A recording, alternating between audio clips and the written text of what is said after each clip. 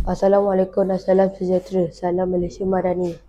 Bersama saya Khairul Imam Muhammad bin Abdul Qayyum. Banjir di Selangor semakin pulih. Paras air semakin surut. Jumlah mangsa dilaporkan semakin kurang. Sekian dari TV9. Assalamualaikum. Nama saya Muhammad Nasir Syami bin Fatia. Dalam kita berita dalam meeting 1 Esok awali polis menuntut 2 lawan di Kesalsa Selangor paras air semakin meningkat. Semua penduduk ditakkan berjaga-jaga. Sekian berita dari Esok awali. Assalamualaikum warahmatullahi wabarakatuh. Malaysia Madani. Nama saya Nafadillah Mesti Muhammad Fadil.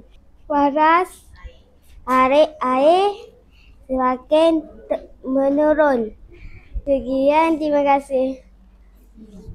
Assalamualaikum. Malaysia Madani. Nama saya Adam Deni.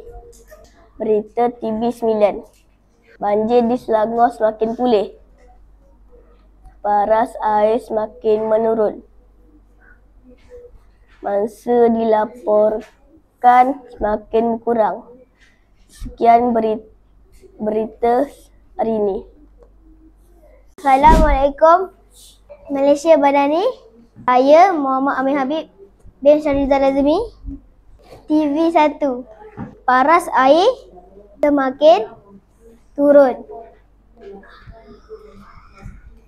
Sekian, terima kasih.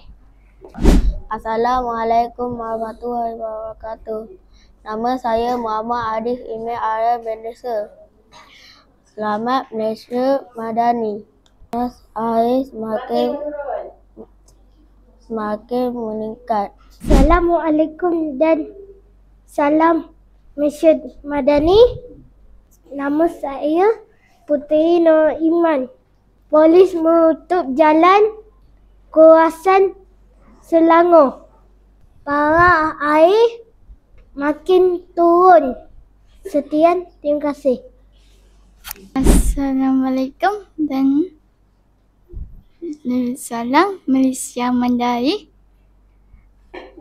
Nama saya Adrina Nuwaya. Banjir di Selangor sangat baik. Hujan terlebat. Assalamualaikum warahmatullahi wabarakatuh. Salam Malaysia Madani. Nama saya Muhammad Airul Hakim Muhammad Faizal. Paras air semakin menurun. Terima kasih. Assalamualaikum Malaysia Madani. Saya Zil Qayyim. TV9. Banjir telah surut.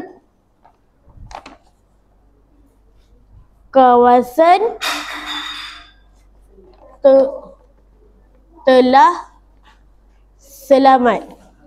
Sekian, terima kasih.